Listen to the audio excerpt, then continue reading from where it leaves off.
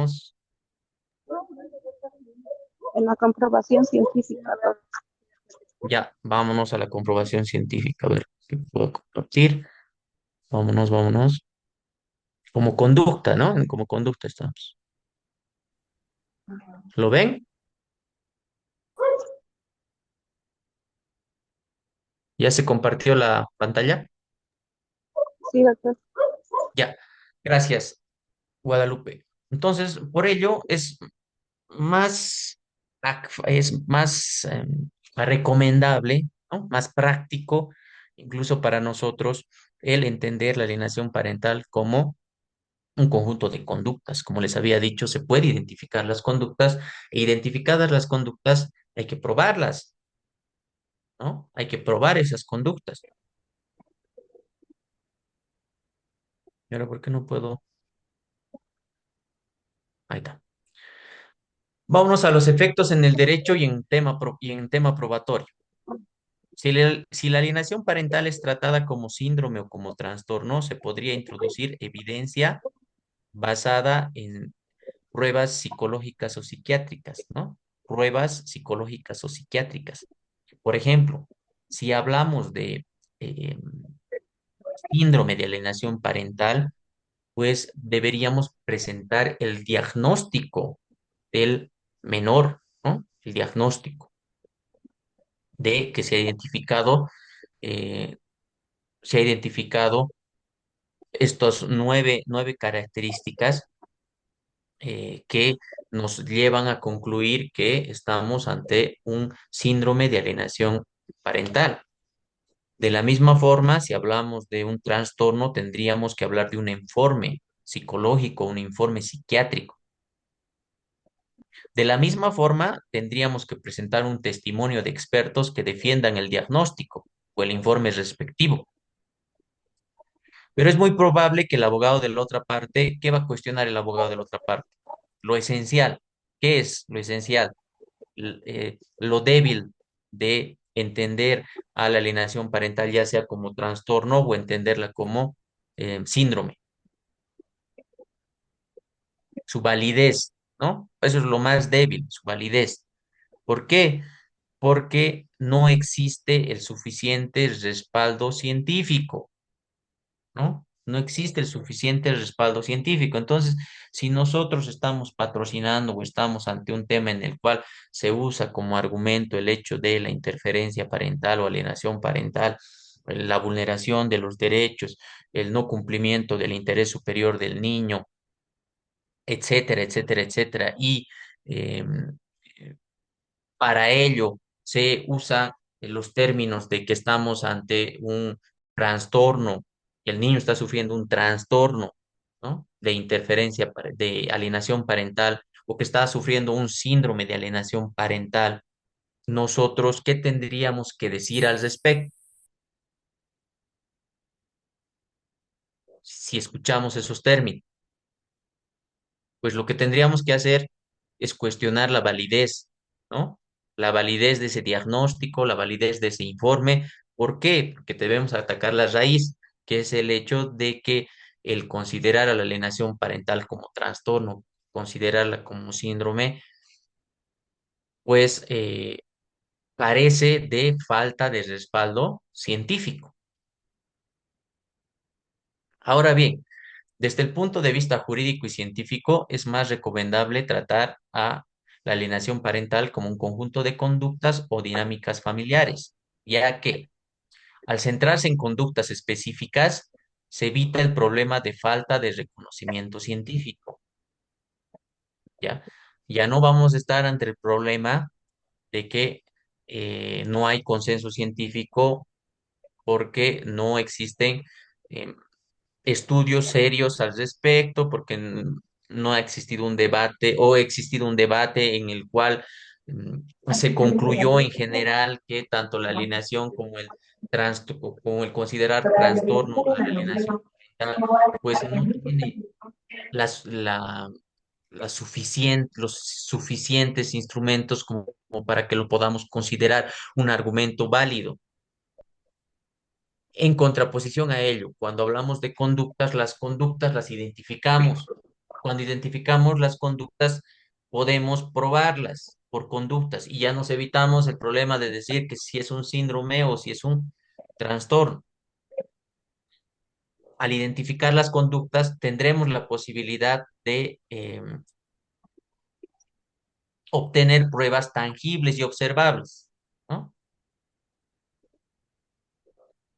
Es más fácil y sencillo aportar evidencia concreta de comportamientos que de un diagnóstico que es controvertido. Las pruebas pueden incluir, por ejemplo, mensajes, testimonios, grabaciones o comportamientos observables que generen interferencia. Entre los comportamientos observables que generen interferencia, ¿qué em, ejemplo se les ocurre?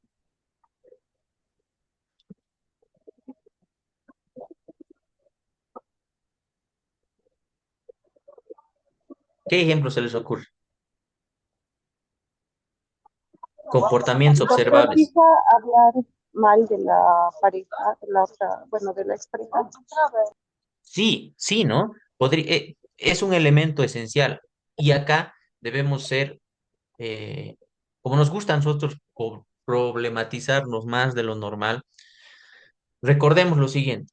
Uno de los derechos esenciales del niño es el derecho a la participación. ¿Recuerda? A la participación, a expresarse, a hacer oído, a expresarse y a ser oído. En caso de que exista em, alienación parental, de que exista una interferencia, al escucharlo y el niño al expresarse, pues se podrán identificar comportamientos que comprueben la interferencia, ¿no? Ahora es diferente el trato, es diferente la evaluación que se va a realizar respecto a cómo los niños, las niñas se van a expresar. En una primera etapa de nuestro módulo, analizamos el hecho de que tanto las niñas, los niños y los adolescentes tienen el derecho a participar, tienen el derecho a ser escuchados, ¿no? En este caso, si estamos ante una interferencia, esa comunicación es viciada, ¿no? Esa comunicación que realiza el menor tiene pues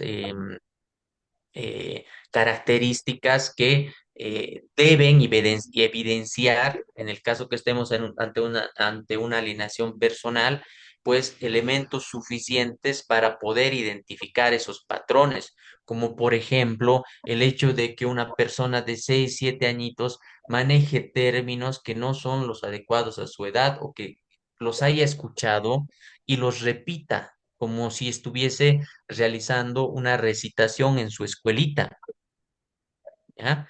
Que maneje términos técnicos que quizá escuchó hablar a su mamá, que le dijo, entonces él escucha y repite y repite y repite, y a la hora de realizar la entrevista, ¿no? El hecho de que del contacto directo que debe existir entre el juzgador, en caso, ¿no? En caso de entre el juzgador y el menor de edad, el administrador de justicia y el menor de edad, pues sea identificable, por ejemplo, que el menor esté utilizando términos que no van acorde a su edad, términos que evidencien que está repitiendo, ¿no? Un discurso previo que deberá haber sido realizado de forma paulatina, de forma sistemática y que haya existido la intención de crear esa noción en el menor. ¿Para qué? Para que el menor eh, eh, pues no tenga, no quiera tener ningún vínculo con el otro padre, ¿no? Que no lo quiera ver, que lo odie, que le tenga resentimiento, que le tenga miedo. El hecho de que nosotros entendamos la alienación parental como conducta, también pues lo que hace es que estamos no ante términos controversiales. términos controvertidos, como es el caso de cuando hablamos de síndrome o cuando hablamos de trastorno. Ahora vamos a analizar cuáles algunos conceptos relacionados. En primera instancia, evidentemente, si hablamos de alienación parental, tenemos la interferencia, ¿no? O conducta de obstrucción, que son las estrategias desplegadas por el padre obstaculizador. Queda de manifiesto entonces que interferencia y alienación no son lo mismo, ¿no? No son lo mismo, no son sinónimos. Incluso se podría concluir que siempre que exista alienación parental, existirán conductas de interferencia parental, pero no al revés. Por lo tanto, recordamos, no son lo mismo, pero no son conceptos opuestos, son conceptos relacionados. Entonces, siempre que estemos ante una alienación parental, estaremos frente a una interferencia parental. Porque cuando hablamos de interferencia parental, estamos hablando de un obstáculo que existe entre el niño, la niña y su padre o madre, ¿no? Existe un obstáculo, ¿no? Ese obstáculo es realizado por el otro padre, ¿no? El otro padre. Ahora, ¿cómo se puede realizar este obstáculo? Evitando que el menor pueda hablar con su padre o madre, ¿no? Que se pueda comunicar, ¿no? O que solo se comunique por teléfono, ¿no? Y dar por hecho que el comunicarse por teléfono es suficiente y no permitir que puedan salir al parque, que puedan ir, a, no sé, a un concierto, cuando llegue un parque, cuando llegue un circo, que lo quiera sacar el papá o la mamá y sea pues el, el padre obstaculizador o la madre obstaculizadora la que no permita que el menor pueda ir con su padre o madre a, no sé, al circo o al parquecito, ¿no? Han llegado los dinosaurios, yo que sé, a Viacha, han llegado los dinosaurios a Quillacollo y lo quiere sacar, pero no permite que saque al menor, ¿no? Por muchas razones que ya consideramos. En ese sentido, estamos ante una interferencia, ese obstáculo que va a existir. Cuando hablamos de alienación, ya hablamos de introducirnos en la psiquis y en las emociones del menor. El menor ya no se siente a gusto con el otro padre, no lo quiere, eh, tiene un rechazo, tiene odio, tiene miedo, ¿no? ¿Producto de qué? Producto de algo no justificado, producto de algo no justificado. No es por, por conductas que el padre o la madre efectivamente han desarrollado, sino es el hecho de que el padre obstaculizador, la madre obstaculizadora han creado y han generado en el menor. En ese caso, estamos frente a la alienación parental, porque es muy diferente que el niño haya vivido con sus padres y en un ambiente lleno de violencia, lleno de conflicto y que más bien el hecho de que se haya separado la madre del padre del menor, pues les haya dado libertad, les haya dado tranquilidad y el menor se queda pues con ese trauma, ¿no? De no quererlo ver al papá porque era un violento, venía, gritaba, llegaba borracho siempre. Eso es diferente, ¿no? Existe un motivo. Cuando hablamos de la alienación, no. Todo el fenómeno se desarrolla por incidencia del padre o la madre obstaculizador, ¿no? Padre obstaculizador, la madre obstaculizadora, quienes, ¿no? Inciden en las emociones, en la psiquis del menor, en la conducta del menor. ¿Para qué? Para que el menor sienta odio, sienta resentimiento, sienta miedo, ¿no? Hacia el otro padre.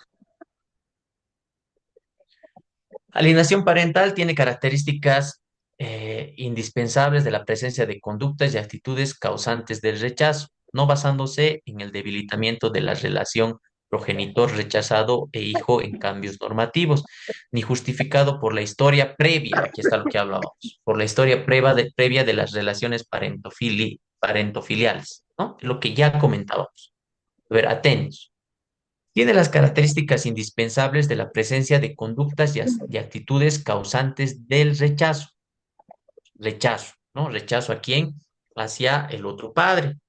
Rechazo. Existe un rechazo. Pero ese rechazo no viene como efecto del debilitamiento de las relaciones que existen entre el padre y el niño. O sea, producto quizás de la negligencia del padre. No, no viene de efecto de ello, sino viene porque el padre o madre obstaculizador ha incidido, ha incidido en la conducta del menor, ¿ya?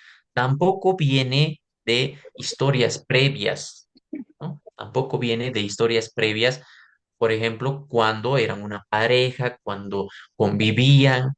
No, ahí todo estaba bien, se separaron y recién empieza el ataque de uno de los padres hacia el otro padre y eh, se crea el discurso y todos los días se le introduce al menor ideas, pensamientos, ideas, fuerza, lo que producen como efecto que el menor sienta desprecio por el otro padre.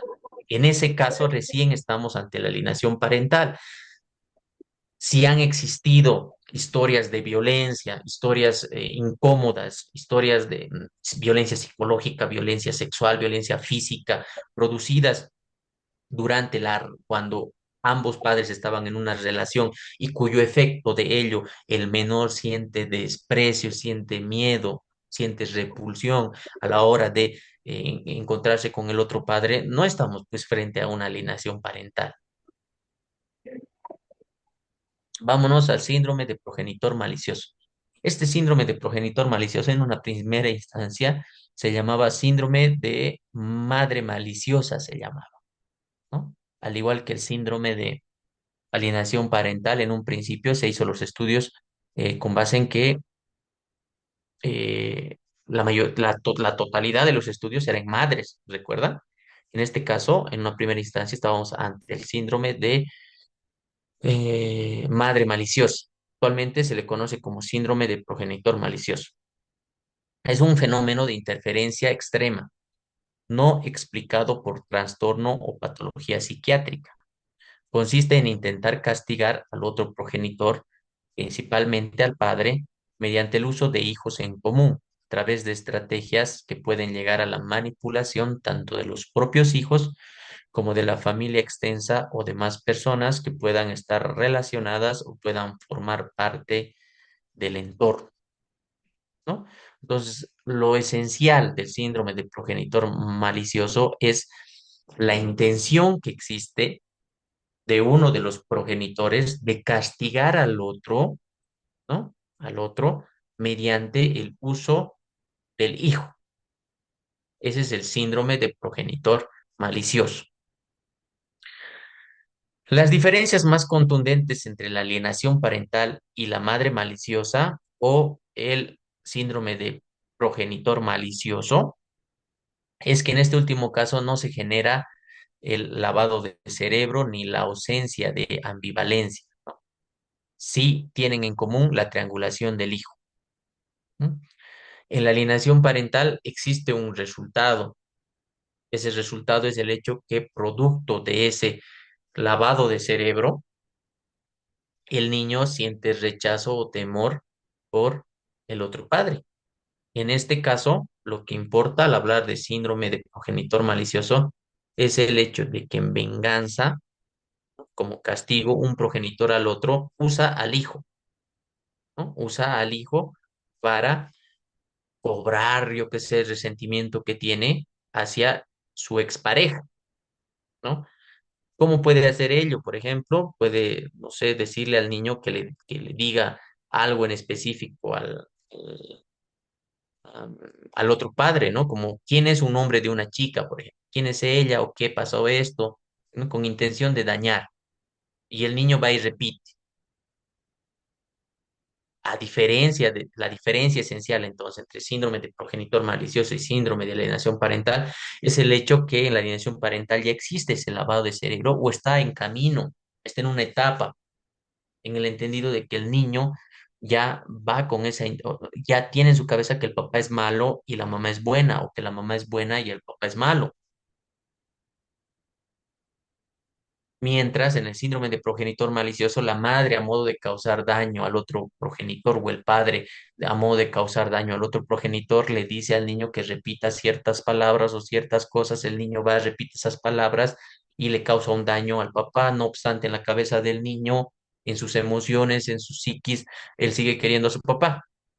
Si ese fuese el caso, allí identificaríamos la diferencia entre síndrome de progenitor malicioso y la alienación parental. Ahora vamos a cuáles son los comportamientos del progenitor alienador. No pasar las llamadas telefónicas a los hijos. ¿Eso también puede ser considerado interferencia o solo es alienación?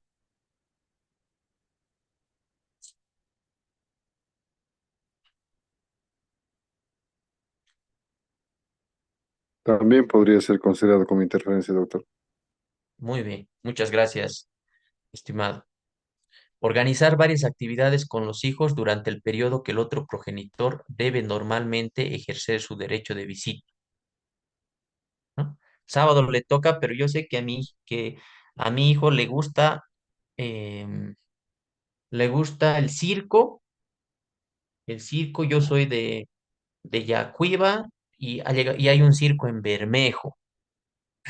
Y yo le digo a mi hijo, Pito, vamos a ir a ver el circo, vamos a ir a Bermejo, que es aquícito nomás. Y me lo llevo al circo. Y mi hijo chocho de la vida porque le gusta el circo. En consecuencia de ello, afecto la visita programada que tenía con la madre, ¿no? Eso es un comportamiento del progenitor alienador. Esto también se adecua si hablamos de interferencia, evidentemente. Interceptar el correo y los paquetes mandados a los hijos. Alienación e interferencia. Alienación todavía porque no hay consecuencia, ¿no? De forma directa sería interferencia. Alienación, sí existe un plan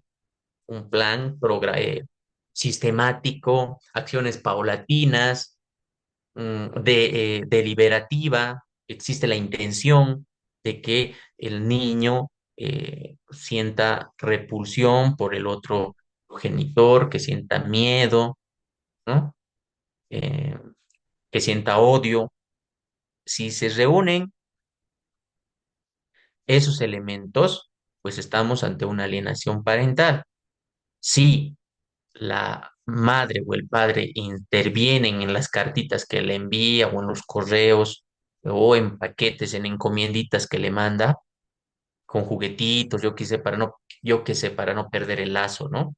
El lazo de papá, hijo, mamá, hija, hijo, le manda encomienditas y se lo había comprado su uniforme de colegio. Le pasa pensión, han arreglado pensión, se le manda su uniforme de colegio, le había comprado unos zapatitos, unas zapatillas. La mamá no hace desaparecer la encomienda, o el papá hace desaparecer la encomienda y le dice, hijo, tu papá no sé qué tiene, no se preocupa por vos, por nada, yo te lo voy a comprar tu uniforme, yo me tengo que sacar la mugre trabajando por vos, ¿no? Si solamente se quita las cosas del paquete y no se logra que estos elementos, ya sea una cartita que diga, hijito, te quiero, hijita, te quiero, o sea, no sé, un uniforme, unos zapatitos, unos dulces, o cualquier cosa que puede eh, más bien fortalecer el vínculo que existe entre el hijo y el padre o el hijo y la madre, estaremos evidentemente ante una interferencia. Ahora bien, no obstante de que se interfiere eliminando las cartitas, se interfiere eliminando la encomienda que tenía dulcecitos, zapatillitas, zapatos, ropita, muñequitas, juguetes, etcétera. No obstante a ello se crea un discurso en el cual se dice, tu papá nunca te ha dado nada, ni una encomienda te manda.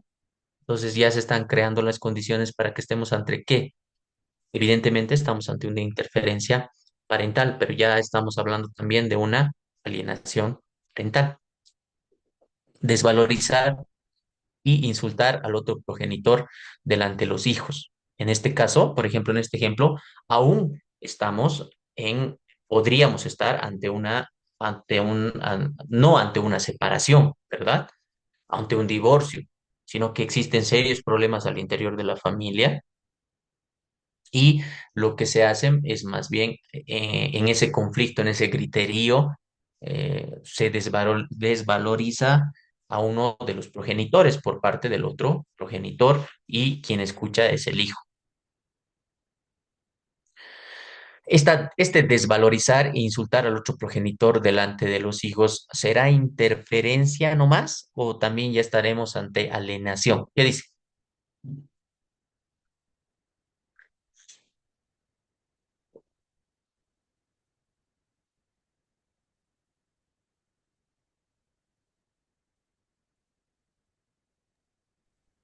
Doctor, podría considerarse, ¿no? Desde mi punto de vista como alineación también parental, porque el discurso sobre el otro progenitor, ¿no? Para desvalorizarlo, es precisamente el que el menor o la menor esté delante de esa discusión para que pueda asimilar también ese discurso, ¿no?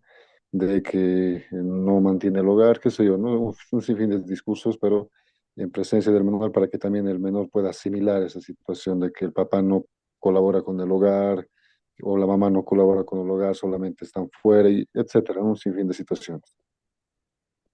Excelente, Francisco. Así es. Vamos con otro ejemplo. Rehusar informar al otro progenitor de las actividades en las cuales están implicados los hijos.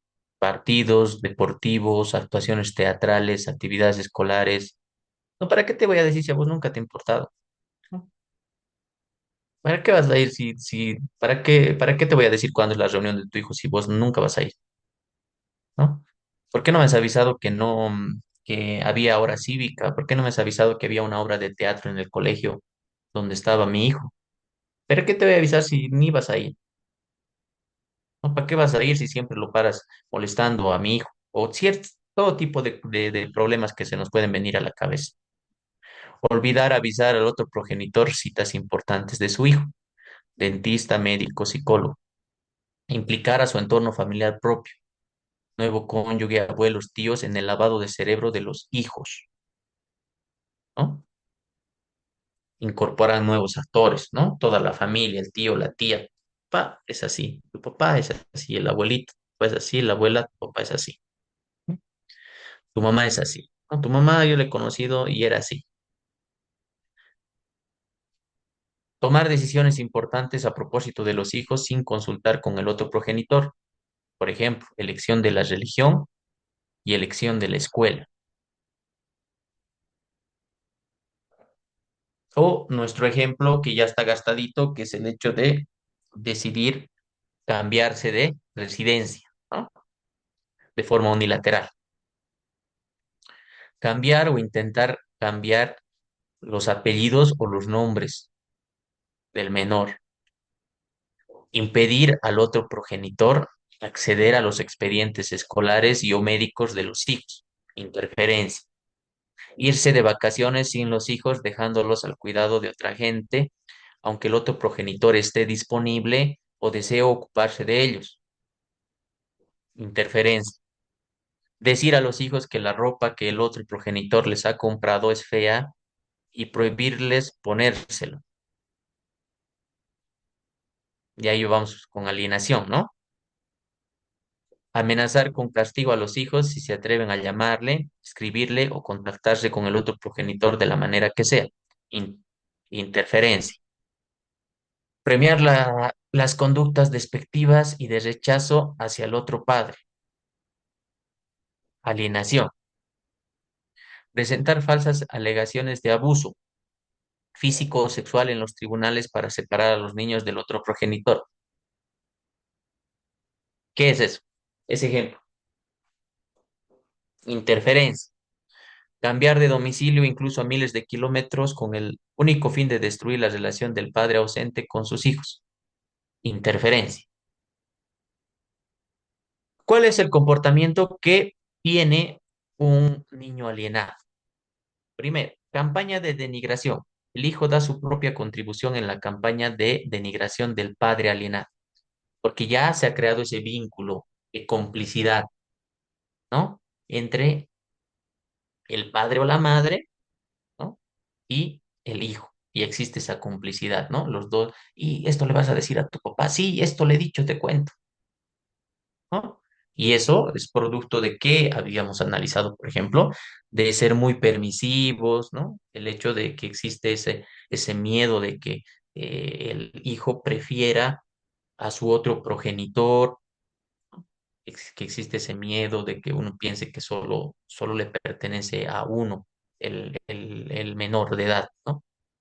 Y ello produce por ejemplo, esta campaña de denigración, pero que existe un consentimiento por la complicidad que ya se ha creado entre el menor y el padre o la madre.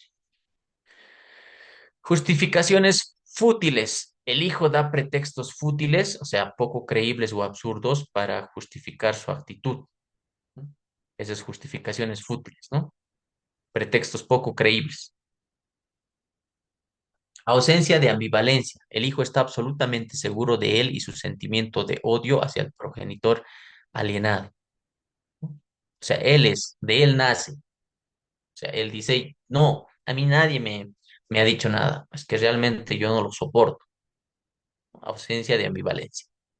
Fenómeno de independencia. El hijo afirma que nadie lo ha influenciado y que ha llegado solo a adoptar esa actitud. Esto va de la mano con la ausencia de ambivalencia. Sostén deliberado. El hijo toma de manera pensada la defensa del progenitor alienador en el conflicto.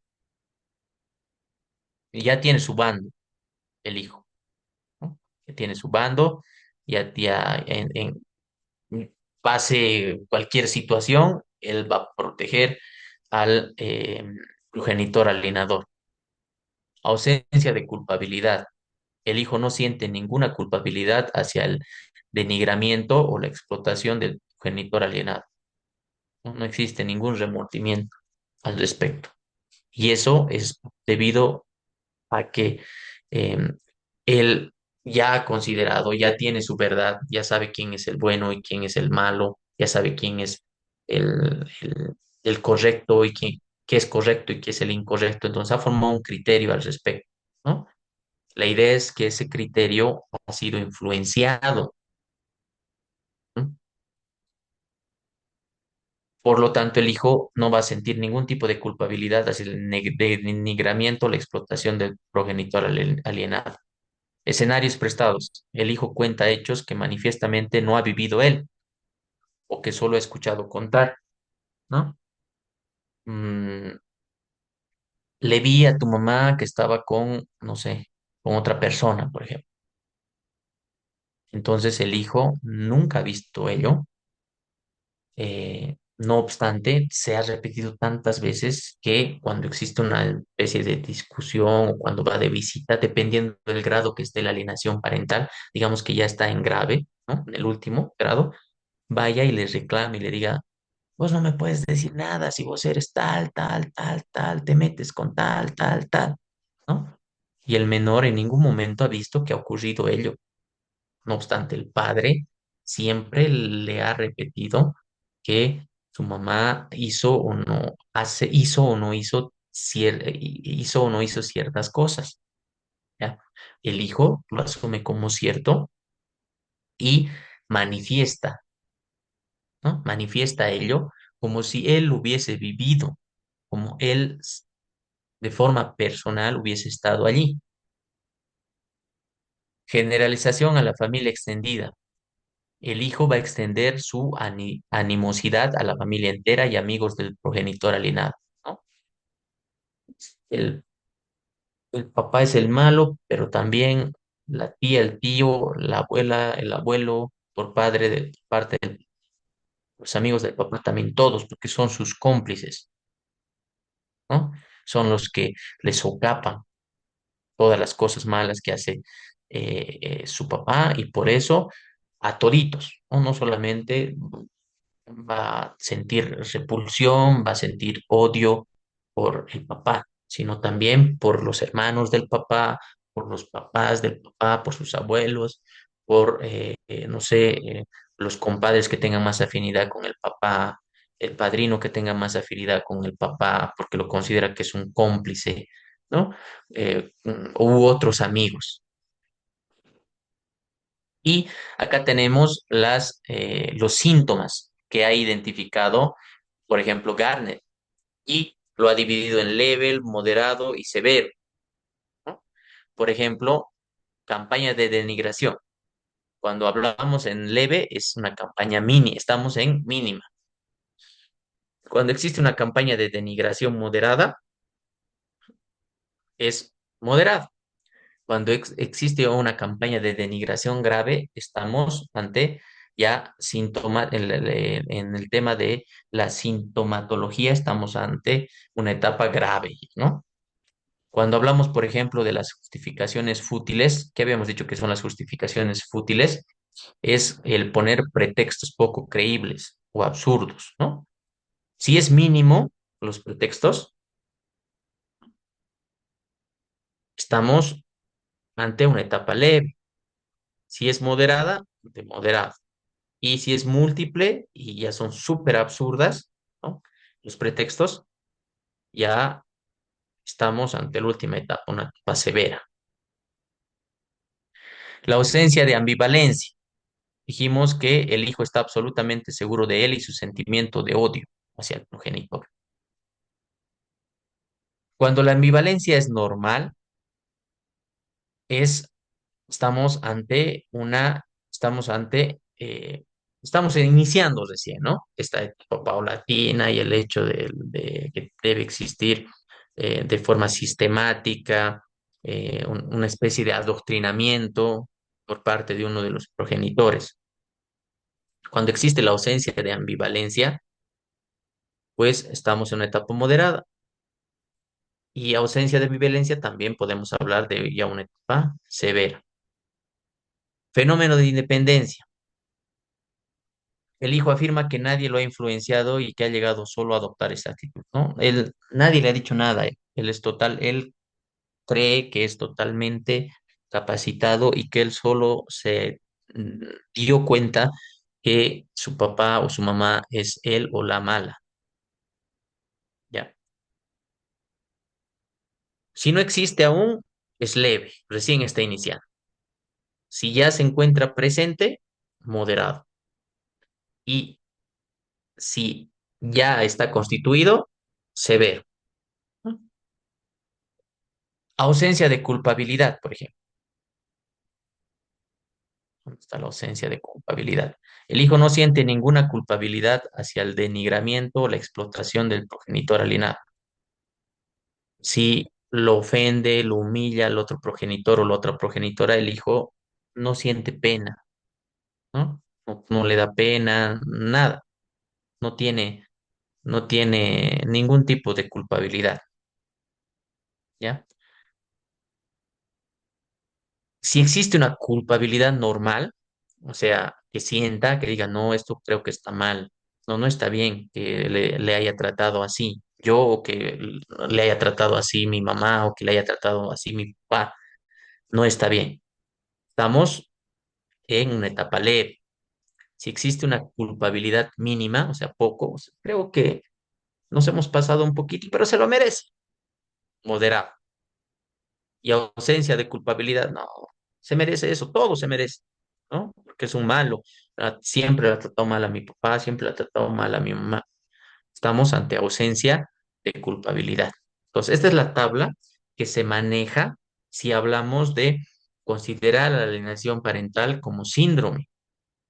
Se tendría que cumplir todo esto, toda la sintomatología, que es campaña de denigración, justificación fútiles, ausencia de ambivalencia, fenómeno de independencia, sostén deliberativo, ausencia de culpabilidad,